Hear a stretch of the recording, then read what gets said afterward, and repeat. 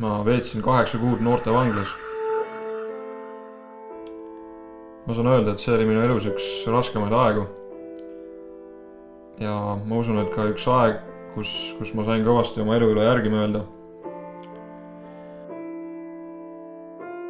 Kriminaalsüüdistuse sain ma varastamise eest 12 aastalt juba.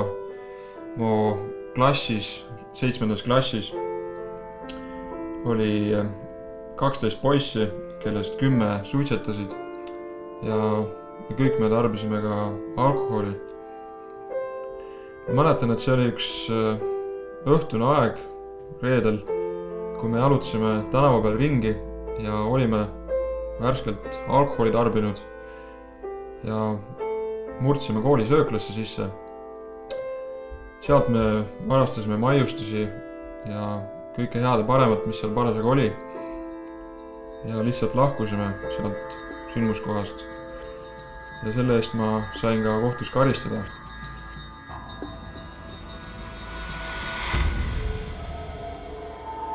Vanglaaeg minu elus oli üks väga keeruline aeg, sest vangla ei ole kellegi jaoks mugav koht.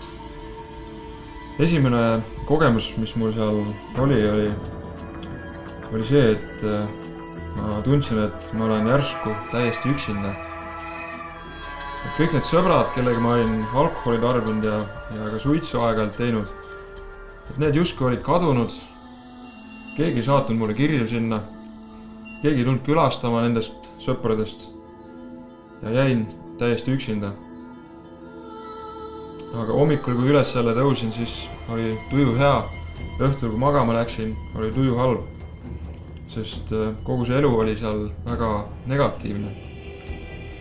Aga seetõttu ma hakkasin ka rohkem uurima elu sügavamaid küsimusi, et miks ma üldse olemas olen, mis on selle elu mõte, kas tõesti ainult üks õppimine, raha kogumine, maja ehitamine, abiellumine ja kõik see, kas see on siis elu mõte või mis see maakera üldse siin universumis, kuidas see üldse tekkis, Jumal, kes tema on, kas ta üldse on olemas, et kuidas üldse on võimalik, et mina siin üldse olen, et mul on näpud, mida ma võin liigutada ja ma olen kuidagi midagi erilist.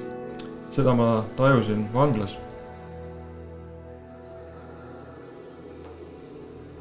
Kui ma olen juba 2 aastat vanglast väljas olnud, mu ühiskondlik positsioon oli taastunud.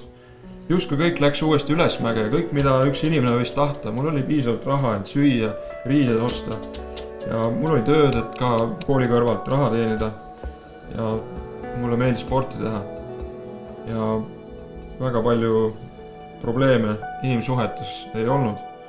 Aga siiski mul südames oli selline rahutus, et kui ma jälle nädalavahetusel peole läksin, iga kord, kui ma jälle sealt niimoodi tagasi tulin purjus peaga, siis ma justkui tajusin, et see ei ole see, mida ma oma elus teha tahan. Et see ei saa olla üks osa elu mõttest. Mul oli tädi, kes oli üks ainuke inimene suguvõsas, kes oli kuidagi Jumalaga, Kristusega seotud.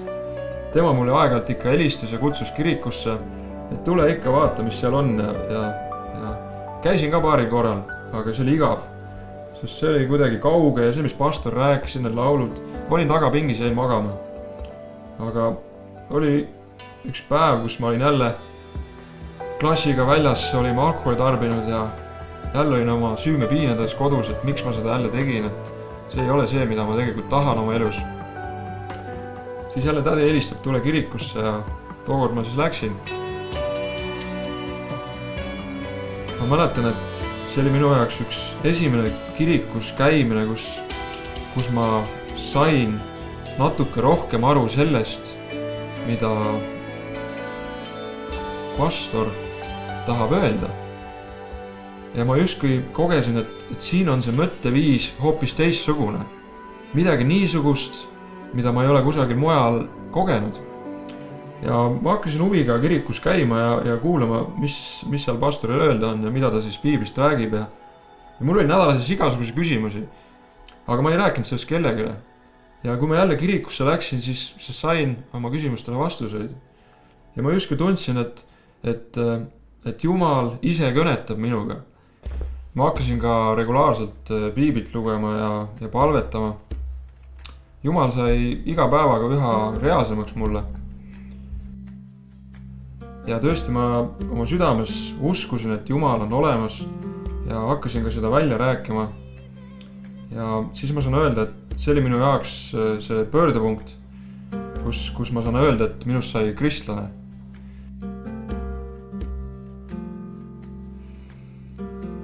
Piibel õpetab, et inimene, kes leiab Jumala, siis ta leiab ka iseenese. Ja see oli ka minu kogemus. Ja kui ma leidsin Jumala, siis ma leidsin endas niisugused annid, niisugused oskused, millest ma varem ei olnudki teadlik. Näiteks ma hakkasin jooksjaks. Lihtsalt hakkasin regulaarselt trenni tegema ja jooksmas käima.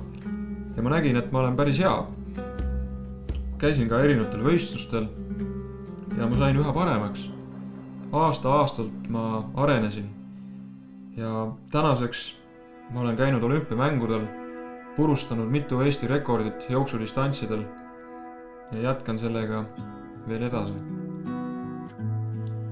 Tippspordis hinnatakse inimesi vastavalt nende tulemustele, mida nad teevad. Aga minu kogemus Jumalaga on see, et tema võtab iga inimest täpselt sellisena, nagu ta on. Ja täpselt sellisena, nagu mina olen. Kõigi nende iseloomu omadustega, selle välimusega, nende oskustega. Tema lihtsalt aksepteerib mind sellisena, nagu ma olen. Minu nimi on Tiidrek Nurme ja see on minu lugu Jumalaga.